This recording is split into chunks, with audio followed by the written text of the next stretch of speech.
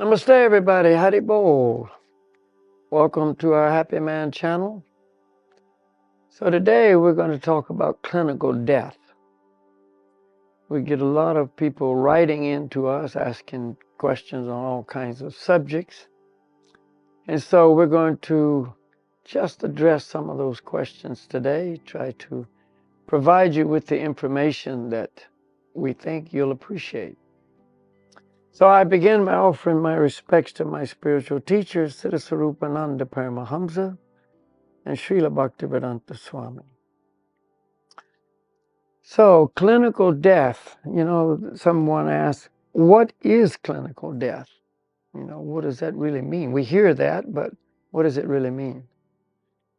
So, clinical death is when all the symptoms of life in the body cease. It happens a lot in operating rooms, etc., where people are hooked up to the EKG and blood pressure monitors and all kinds of monitors. And all of that stops. They call it flatline, when the heart beat is no longer being recorded and so on. And so that indicates the person is dead. But then people, come back and they go, oh, I saw this, I saw that. They can give full accounts of what happened in the operating room. The doctor was doing this, the nurse was doing that. She took some certain objects from her pocket, etc., etc. So this is always a mystery to people who don't understand the truth. See, the truth is we're not our material bodies. We're the spirit soul, the person in the body. And the body is temporary, so the soul has the ability or the function to leave the body and still remain, because souls are eternal, spirit is eternal. So at clinical death, due to the circumstances involved, the soul actually leaves the body. Now we have two bodies. We have a physical body and we have a mental body. So when the soul leaves the physical body on the operating table, for instance, soul is still covered by the mental body, which is a material body, a material covering. And it goes into the dimension known as the astral dimension. So there, the person is looking down, still has the ability to see, to observe what is going on. And so he's often in some corner of the room, maybe against the ceiling right above the body, etc. And he's like watching a movie. He's watching what's happening to his body. The nurses and the doctors are rushing to try to revive him with, different methods. And he's just watching. He's feeling no pain. He's not feeling the electrical shocks that they're trying to jumpstart his heart with. He's just up there observing. And then at some point, there's all kinds of reasons we can get into sometime later, he comes back into the body. And now the body picks up the symptoms of life. The heart starts beating. The body starts breathing, and so on. And so that is actually what clinical death is. Is it true? Yes. Is it a spiritual experience? No. It's just a subtle, unique, in the eyes of most people, material activity. It's not ordinary. And people think, oh, this is spiritual. But no, the soul is still in the material world. He's still covered by his mental body. He's not operating as if he's really the spiritual personality, part and parcel of the Supreme Soul. He's just experiencing another dimension of material life. What is another question?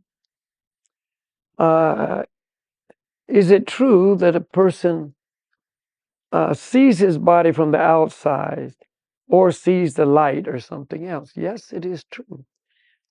You know, it's very common, really. And I know a personal friend of mine who was in a very severe car accident. And his body was very damaged. And he immediately left his body. And he was up in this astral dimension looking down at the accident.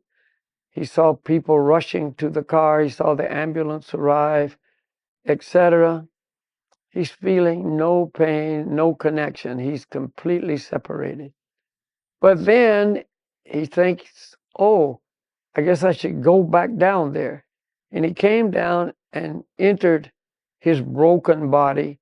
And immediately he's feeling all the pain of broken ribs and, broken arm. And he's, agony. So, yes, it's not an hallucination. One person said, is it a real vision or is it a dream or hallucination? No, it's real. It's real. So do not doubt that. The soul does leave the body when it's full death, not a clinical death, but a full death. The soul doesn't come back. But when he's out of the body in this particular situation known as clinical death, he does come back into that same body. And fortunately for some, and unfortunately for others, it doesn't awaken in them. Let's say it another way. That's not a good phrase. Fortunately, in some people, it awakens spiritual interest. They become very, very interested in spiritual life. And they turn to, different sources of information about spiritual life. Maybe they'll go to the Vedic scriptures, the best source, because it gives much, much more detail in an absolutely authorized way. Or they may go to the Bible. It may make them, go to church or begin meditation or, think about their life and what they should do to change their life for the betterment of themselves and others. So that's good. That's a good result. And some people, they don't. They think, oh, it didn't really happen, or they deny it, or it's just a dream or a hallucination, or somebody convinces them that, what you're telling us is not really true. Or they know it is true, but they just get on with their life as it was before. It doesn't really, let's say, inspire them or spur them to make some real change. That's unfortunate because it's a great opportunity. It can be a life-changing situation, but if it's not, then you missed a great opportunity. And what awaits a person after death? One more question in connection with death. That depends on how you lived your life. There's the law of karma. We have to pay for the activities that we performed in this life. And so if our activities have, been such that, we have to receive some punishments, bad karma, then we'll have to take another birth in some material form. Could be in a human form, it could be in a lower form of life, and experience the pain or the suffering or whatever it is that will be the punishment for our previous activities. If we lived our life, so we've created a lot of pious results, good karma, so to speak, then we can get rewards. We can have a better or very pleasurable next life, so to speak. In other words, life in a future material body.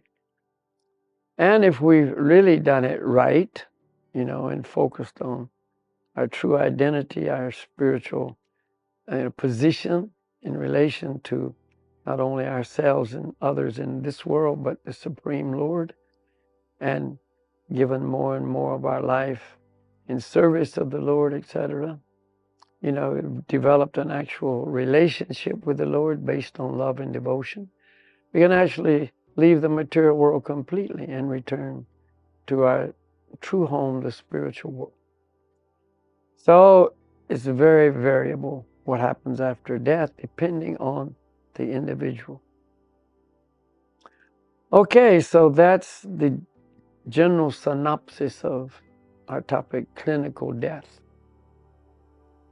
We thank you very much for listening, and we'll have much, much more on various other topics of life. All the best. Namaste. Haribol.